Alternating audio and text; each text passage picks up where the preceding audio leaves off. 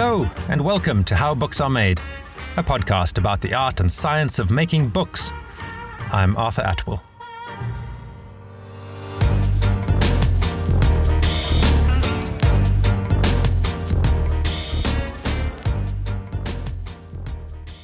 You and I are here because books mean something to us. In fact, I don't think anyone gets into professional bookmaking without a deep connection to what books have meant to us personally. Books we love tell us something about ourselves that we enjoy believing. We recognize in them not necessarily ourselves, but the way we believe the world works. And that is profoundly affirming. I'm sure I was there when my son, maybe a year or two old, first recognized himself in a mirror. It didn't blow his mind. He didn't exclaim in astonishment or laugh at the quite remarkable notion that it's possible at all to see yourself. Rather, he just chuckled a little, as if he liked this person and wanted to have a conversation with them. And if it were possible, which it isn't, of course, for you to trace a path back, book by book, to the first book you read in which you saw yourself, I think you'd feel that way too. It's not an earth-shattering experience. It feels more like relief than surprise, because it reassures you that the world really does work the way you feel it works, and your life has a place in it, no matter what mangled little shape it's in. Now, I'm no expert in bibliotherapy. I just suspect there's something powerful at work here. Someone who actually is an expert in bibliotherapy is my guest today, Dr. Anderson P. Smith. I've wanted to talk to Anderson for years, ever since I first heard about his work with book clubs and writers who are in prison. And in our research for this conversation, and as I spoke to Anderson, I got to learn more about his personal connection to books and what they can do for people. Anderson P. Smith works at Columbia University, where he received his PhD and where he creates programs on ethics and compliance for researchers. What we'll be talking about today is his work in social justice and literature, especially with book clubs and writers who were or are incarcerated. He has been a teaching artist in spoken word poetry and writing at schools and correctional facilities, and has contributed to several books, which we'll talk about. He's also a founding board member at the Justice Arts Coalition, a network and a resource for people creating art in and around the criminal legal system. Anderson, it is so wonderful to be talking to you today. Thanks so much for joining me.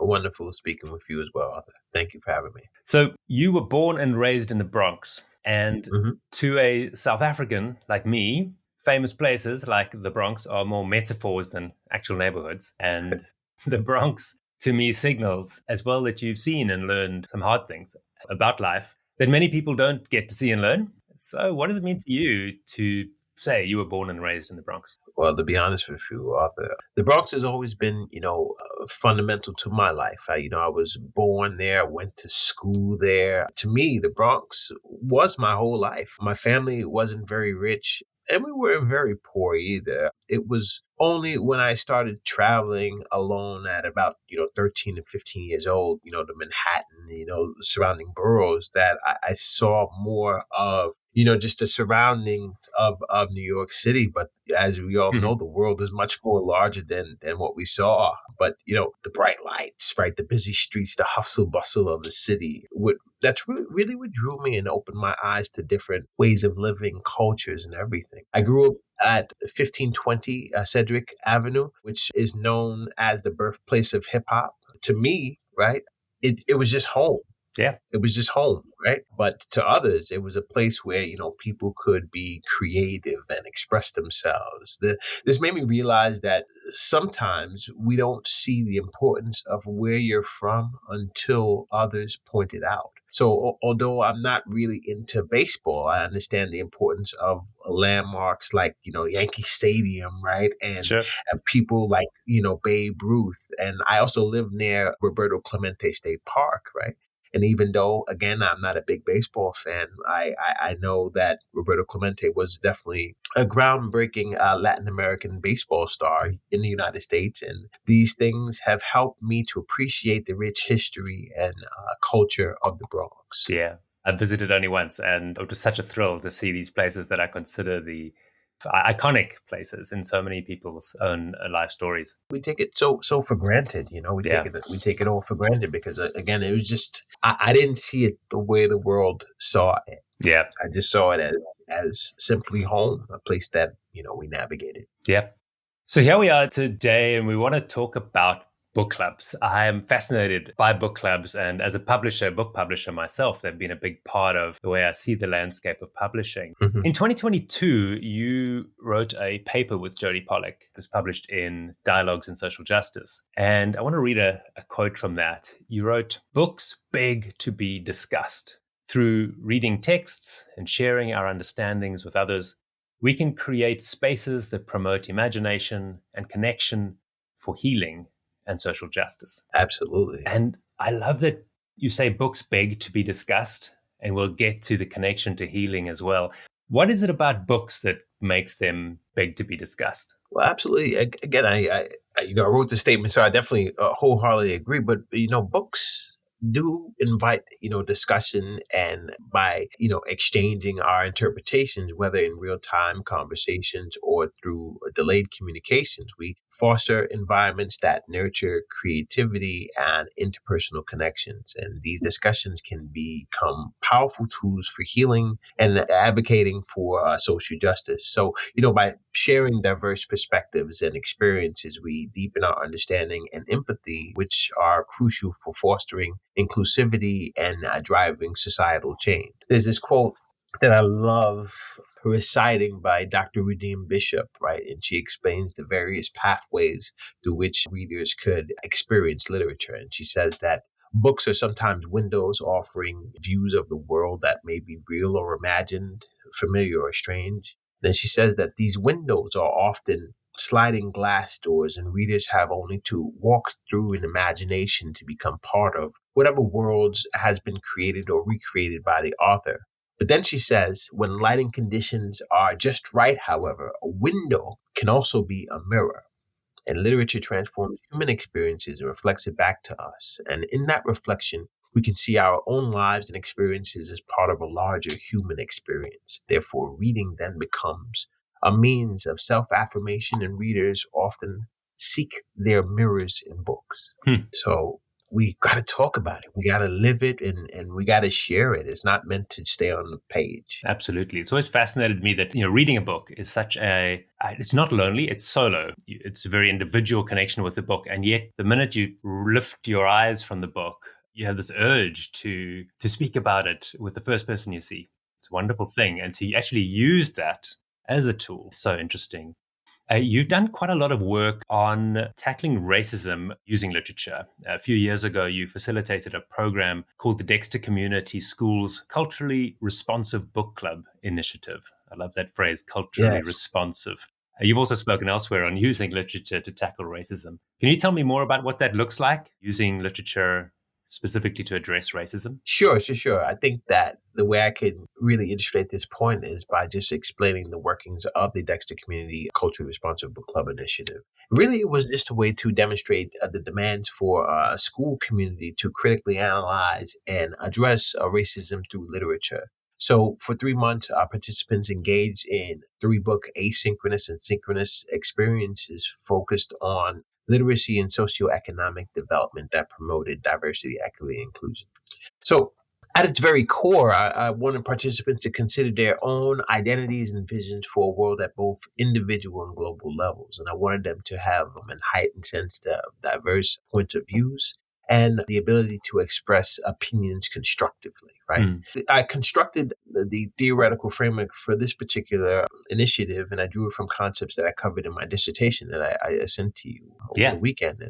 And I'll just kind of just state it here. Really, it was built on three kind of tenets. Luis Rosenblatt's transactional theory, that's the relationship between the reader and the text. Lavenwanger's situational learning theory, LPP, that's about co-constructing knowledge. And then there's also Paulo Freire's theory of praxis, action, and reflection. And I'll go a little bit further on these three different terms because they're essential to everything that I do. And I draw from all these theorists and how they view things in all of my work. So again, going back into that transactional theory, reader response theory, it focuses on active participation of the reader in the text with this relationship. And I argue that it's unavoidable. So as readers are engaging with the text, that reader, we're bringing what's called our designer luggage. That is to say, the reader's past, their present, their age, their race, religion, their culture.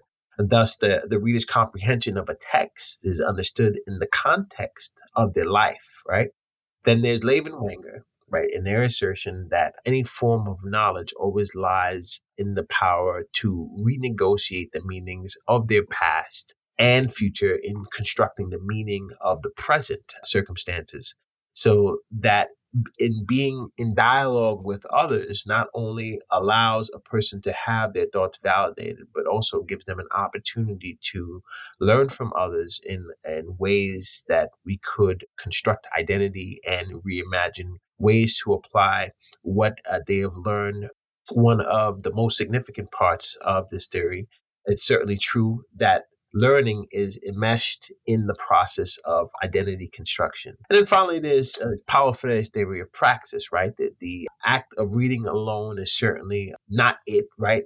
We have to actively applying our understanding is the type of praxis that this particular initiative was concerned with itself with. And Freire defines praxis as action and reflection directed at the structures to be transformed.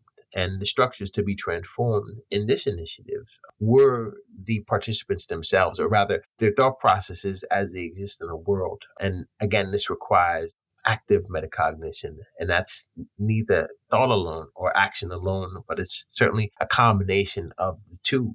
And as we all know, right, inward transformation precedes outward change. Therefore, one would have to exemplify the transformation that they wish for their surroundings. And Freire would argue that transformation must therefore begin with the self. So over the period of 3 months, we read books like Whistling Vivaldi, How Stereotypes Affect Us and What We Can Do with It, White Fragility, and Uncomfortable Conversations with a Black Man by Emmanuel Acho. Those were the three texts, and it was certainly a transformative experience for these people in that district. That's fascinating. You've spoken a lot in your work, moving from, especially drawing from your work in the book clubs and through the initiative like that, on a concept that you call bibliotherapy. And I wanted to spend some time talking about that. But first, I wanted to just set a little bit of the scene for those who don't know you yet. You've generously shared before the impact of your own childhood work. And in an interview for the Justice Arts Coalition, you wrote, "Not only was my father incarcerated in the late 1980s, ripping his presence from my life at 5 years old, but he was also deported back to Jamaica after serving an 18 to 25-year sentence. I met my father for the first time since his incarceration in 2013. I have also seen how the system can break a spirit and make someone feel less human." Yes. And I can't imagine the challenges that you and your mother had to face during that time. In the midst of it, before we talk about bibliotherapy, I wanted to know a bit more about your journey. What led you to a life in literature and research? Well, interestingly enough, it wasn't even my father, right? It was my sister, and my sister getting incarcerated. That's what really struck for me. My father, I felt that he was already older and he made his mistakes and lived. But then again, I got to see the effects of what the absence of a parent does to siblings, right? I turned out the way I did because I wanted to see better for my society. When my sister was incarcerated at Beacon, she was tried as an adult, even though she was a minor at the time.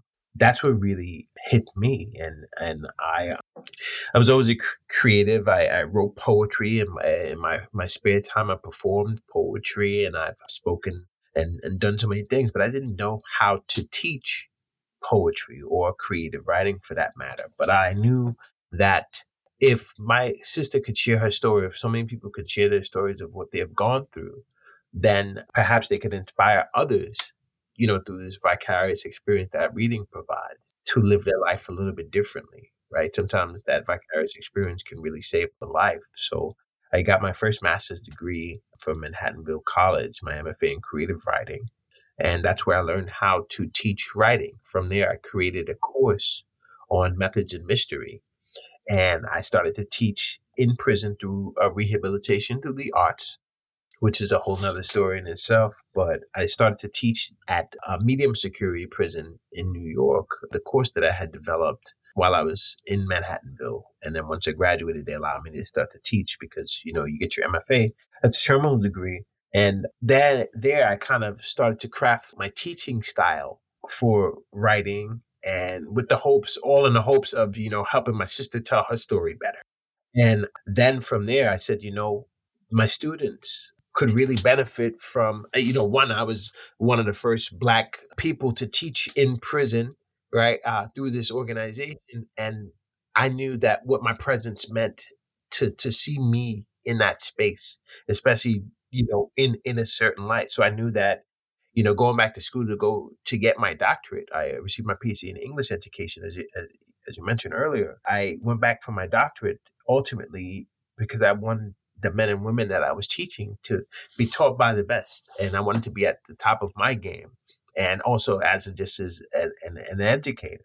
So when I was doing my research, I said, how do I show people the power that they have? How do I reinforce their identity just so to build them up strong? Because if they're told that they're nothing and they serve this sentence that was imposed to them by society, that society kind of says that this is the requirement for a particular crime, right? And then they come out after serving the time that says, hey, this is, you serve this time, then all is forgiven. We're going to release you. For them to come out, and it's almost as if they're still criminals. It's almost dehumanizing it from that aspect. So they needed to kind of be uplifted. It's incredibly powerful for them to get up every day to continue to live in a world where they're not really, really fully accepted. And I knew that my sister was going to be faced with that kind of reality. But I also wanted to give her the tools to empower herself to pull herself out because we can't do it for her. She has to kind of pull herself up and see herself as more. So, in essence, that's why I started my research and I did my research, which I'll talk about in a moment. But that's, in essence, the origin story of how I came to this topic and why I give so much to social justice, because truly, these people are going to come home. And what world are they coming home to? And I also recognize in teaching in these spaces that we are truly, all of us, we are truly one mistake away from being in the same place as them. Like not even trading places, but just one step, one choice, one anything, decision from being exactly where they were. Extraordinary. Yeah. In 2023, and I assume this is the same time you're doing the research for your PhD, you presented at the World Literacy Summit a talk I watched online titled Digital Bibliotherapy, Rehumanization from Incarceration. And in it, you presented videos of some of your book club participants speaking about their lives and their readings and sharing their thoughts about the books they had read together, those books begging to be discussed. And I found those videos so powerful. For those who haven't seen it, can you explain a bit about what you mean by bibliotherapy and particularly what that process looked like for some of your participants? Absolutely. And let me tell you, the World Literacy Summit in Oxford, that was an amazing, amazing time. But I had the full video on my site, andersonpsmith.com, if anyone wants to check it out. But thanks. We'll put that in the show notes. no problem, no problem. The term bibliotherapy is an amalgam of the Greek word bibliotherapy. Literally, it translates to a word describing the therapeutic value derived from books. Now, it's certainly fitting that the term has a Greek origin, since the Greek philosopher Aristotle, building upon the work of Plato, used reading to heal his emotions, right? And then another Greek philosopher, Celsius, used text to improve his ability to produce sound judgment. So the use of bibliotherapy can be traced back to the United States in the late 1800s with Dr. Benjamin Rush, a physician. He prescribed Bible scriptures to his patients. Following Crothers coining the term in 1920, bibliotherapy gained additional spokesmen such as the author John Bangs. And according to Linda Eastman, Bangs wrote if he was a doctor, he would make books part of his medicum and prescribe them to his patients according to their needs. So in my study, I gathered data from 11 participants. These are all formerly incarcerated people from across the United States. I gathered data through online surveys, asynchronous phone conversation interviews, asynchronous online book discussions, and a synchronous focus group at the end. So what I did was we had a book club, essentially with people with criminal conviction histories, over 2 months. And we read The Alchemist by Paulo Coelho. And we discussed it, right? Both synchronicity and asynchronicity. And because we were in different time zones, I needed to come up with a way for us to discuss the text, but still make it to still build this synergy. So I used the platform Flip, which allows for asynchronous recordings and views. We use Zoom. And I also provided each of the participants with the tablets with the book preloaded onto it and access to these platforms. So this way they can have ease. A lot of these people never had tablets. Right. They were recently released. So I think, even just working a Kindle was a learning curve for a lot of people. But ultimately, what I discovered at the end of this study was four thematic elements. That was metacognition, agency, community, and increased self-esteem amongst all of the participants. And again, I'm going to go back to those terms, the transactional theory and praxis and legitimate participation. Now, observe, through a transactional lens, the participants had an opportunity to evaluate their thoughts and make metacognitive contributions to each other in a situated learning environment. And certainly this led to the development of a supportive community that not only increased the participant self-esteem of each participant, right, but it also validated their unique contributions. And it also enabled them to reflect and consider outside perspectives as they existed outside of a digital space in the real world. And now this in itself, it invoked a mental praxis necessary to affirm that they too have a purpose in life, not as objects, but as human beings. Now, the findings of my study, it suggests that self-reflection and resilience are not fixed, but rather the development of these characteristics is ongoing and emergent through technology and online literacy practices. And my study was about people reimagining themselves as something more than just a person with a criminal conviction history. I loved in some of those videos where the participants, for instance, would speak about a particular character and what they had done in the story or a particular reflection the character had had, and then relate it to themselves, often in ways that I wouldn't have thought because I just have a different background and a different perspective, and yet added so much to my understanding of the book as well.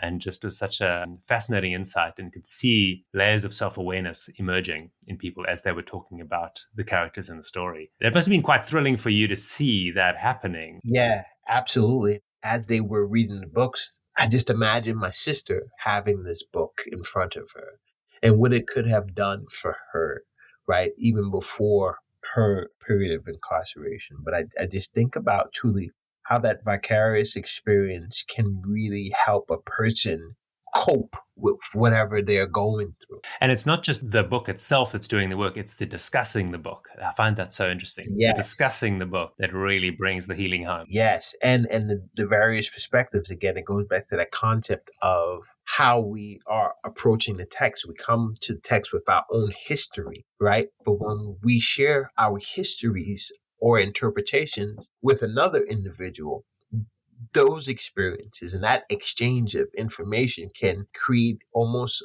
a new understanding for both individuals. I remember many years ago, I watched Jan Martel talk about his book, The Life of Pi. And for those who know The Life of Pi, don't want to give too many spoilers, but there's a scene late in the book that gets very surreal, really. Anyway, it was at an event when Martel was speaking, and a boy of about 12 stood up and asked Martel, "What is that scene about?" And Martel replied, "It is about whatever you want it to be." And at the time, I was so disappointed with his reply because I thought, oh, this poor 12-year-old boy wants an answer. But it's taken reflection since then to think, yeah, Martel's not only entitled to say that, but he's making an important point to the boy about reading, is that just because he's the author doesn't mean he gets to decide what you get out of the book. Exactly. Exactly. In your work with writers in prison, you've also contributed to books on the topic. And one of those is a beautiful book called The Sentences That Create Us, Crafting a Writer's Life in Prison. I got myself a copy and been reading it in preparation for this conversation. And Yes. Thank you. it's such a wonderful book. And it's so much more than only, crafting a writer's life in prison. For me, it's just had such lovely exercises and insights into being a writer. And your chapter of writing prompts, you've written these prompts to trigger some writing work. Yeah. And you open with a quote from Paulo Freire, who you've mentioned before, and particularly his book, Pedagogy of the Oppressed, which is one of my favorite books. It's just an extraordinary, Yes, it extraordinary is. book. Anybody that hasn't read it, they need to just read this book. We say there are must reads, but honestly, if there's a list of must reads, this is at the top of that. It is a completely transformative way of seeing the way we see ourselves and the way we see ourselves in relationships with others, and particularly the way we see power relationships in the world.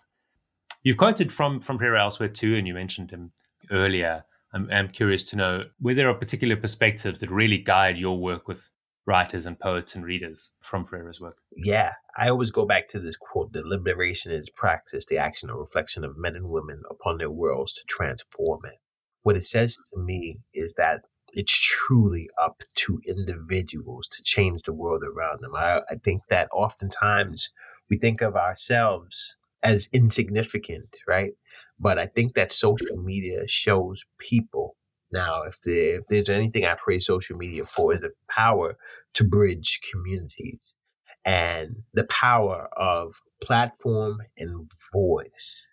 And sometimes you could say something and it could feel as if it truly is insignificant, but there's so many other people that agree with your perspective that it can really make waves in oceans and really change things for the better, even for the worse, right? Great power, great responsibility, right? It also brings in the question of freedom of speech and can we truly say things, because our words have real consequences to everything that's happening. So for me, it's getting individuals to think not only individually now, right, but we have to also think globally of what we do. And I think that the more a reader is informed, the more I want to say profound, but sometimes it doesn't come out profound. But the more people read, the more informed they are, or the better informed they are. It really all depends on what they're reading, right? Of course, and what they choose to consume. And how, of course, how they choose to interpret it, which is why recognizing how we come to a text is that much more important. It brings to life our biases. And sometimes we have to be very, very careful of how we choose to display our bias. So it speaks to the responsibilities that we all have as individuals on our particular worlds. Yeah, it's worth dwelling again on that quote you read. Liberation, which really is something we all prize. Liberation is a praxis, and as I see, that's a thing you do every day actively. The action and reflection of men and women upon their world in order to transform it. And that action and reflection, that pairing, is so important as well. And that's really the work of reading and then discussing, and that's how we transform the world. And we take it a step further, right? Read, discuss, and then apply. Active metacognition. As they say, knowledge is not knowledge unless if it is applied. I didn't mention in my notes in advance, but it occurs to me now. At the moment, I know that students at the University of Columbia, where you're based, have become very active speaking about Palestine. Yes. That is the work of praxis of action and reflection of men and It women. is. Do you have reflections on that from where you're situated? But what I want to say is that institutions like Columbia were built on freedom of speech, regardless, right? And educators, our role in society is to promote thought leaders, and great change comes when people voice whatever it is. And I think that we see so many conflicting messages, be it in the media or even the hypocrisies. What this whole situation has done is it has certainly exposed his hypocrisies within the institutions, regardless of whatever is being discussed. All these different type of concepts that are being discussed, and the message is said, it's twofold. It's saying, I want you to speak out, but if it goes against what the masses or the people that are funding, then I don't want you to speak out. So it's almost like it's like a two-tone thing. And I think that in essence, people should be allowed to be in discourse with one another, and people should be able to do that respectfully and recognize it, and also with open ears. I think that everyone has something to learn from all of these situations, because you know what? Everyone is paying attention to it, and everyone's paying attention to how it's handled. So I can't speak on the rightness or wrongness of particular actions of our administrators. I can only speak to the point of what institutions are supposed to do, and they're supposed to promote critical thinking. And sometimes critical thinking makes people say certain things, and now it's our jobs as educators to direct or redirect an understanding or point them to certain instances in history to see where there have been similar conflicts and how those things were resolved. But I think that it starts with a conversation. It starts with that dialogue. It starts with not silencing people for however they feel or whatever they think. And I think that that's why books, right? They do a great job of that vicarious experience, allowing us to play out certain scenarios to see Right. what would happen. That's why reading is so much important. Even I would even argue that's why fiction is important, because it allows us to play out certain realities and extremes, if you will, of what would happen Mm, if you silence people, how people rise up out of silence, how people rise up out of violence. So we just have a responsibility, and I hope that those that are in those places understand that we all have a fundamental right to our voices. And when we try to silence those voices, that's when things happen. So people should be allowed to express themselves, but do it in a way that it is respectful to communities, to individuals, to just basic human rights. for sure. Thank you. As we begin to wrap up, I wanted to ask a little bit about the making of books. I myself have been a book publisher, and I work with a lot of publishers, and I work with a lot of people who are involved in all different parts of the book making process. For people who make books, if we care about what our books do in the world and what they make possible, what should we be thinking about and prioritizing when we select and edit and promote books that can unlock the kind of action and reflection that you've seen people do and that you'd like to see more of? Yeah, I mean, for those that are involved with creating, selecting, editing, just promoting books in particular, there are several things that I think that should be considered. Namely, diverse voices, right? Prioritizing the inclusion of diverse authors and narratives, right? And this means actively seeking out and supporting voices from underrepresented groups such as people of color, LGBTQ plus individuals, and those from various socioeconomic backgrounds. And ensuring that these voices are heard is crucial for fostering a richer, more inclusive literary landscape, right? Authentic representation, right? That's the next thing that should be focusing on authentic and nuanced portrayals in narratives, avoiding stereotypes and tokenism by working closely with authors to ensure that their stories are told with integrity and depth. Again, this may involve employing the sensitivity to readers, right? Consultants who can offer insight into authenticity. Another thing that we need to focus on is accessibility, right? Can we make books accessible to a broader audience. And this includes, consideration such as, the formats, right? Audiobook, ebook, right? Translations, right? As well as ensuring that the physical books are affordable and available in multiple locations, including underserved communities, and editorial excellence, right? The importance of that, right? And maintaining high editorial standards to ensure that the content is not only engaging and well written, but also well researched and factually accurate, right? Accuracy, right? Especially for nonfiction work that deal with sensitive or controversial topics. We have a responsibility to get it right and tell the story how it's told, and not try to incorporate some type of bias or slant to shape history or erase a history. So, by focusing on those areas, those who, produce books, right, they can ensure that work positively contributes to society, right, and promote cultural empathy, education, and social consciousness. Thank you, because these books are going to be discussed. Great. And we want people to have real stories where they see themselves in those stories to discuss. Absolutely. Anderson, it's been such a pleasure talking to you. Thank you so much. Thank you for having me. This work has been such an eye-opener to me. It certainly made me interested in finding out whether there are literature programs at the prisons and in the programs that are here in Cape Town in South Africa, Yes. Because rebuilding people is just so, so important. Absolutely. And I love to see your work, and I'll be following it closely. Yes. And please share my website, andersonpsmith.com. And, I'm on social media as well, Instagram and Twitter, Bleeding Ink Andy. And, I'm grateful for this conversation. Thank you so much. We'll put all those links in the show notes so that people can know where to find you, find out more about your work, and keep discussing books. Sounds good. Thanks again. Thank you. We'll speak again soon. This episode was edited by Helen LaRue and researched by Kate Southwood. How Books Are Made is supported by Electric Bookworks, where we develop and design books for organizations around the world.